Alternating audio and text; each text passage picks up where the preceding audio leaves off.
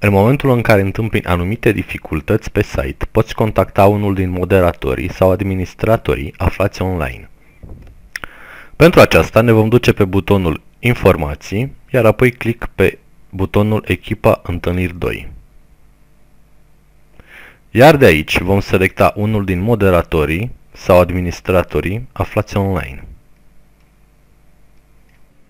În cazul în care niciunul din membrii echipei Întâlniri 2 nu este online, ne vom duce înapoi la Informații și vom apăsa butonul de contact.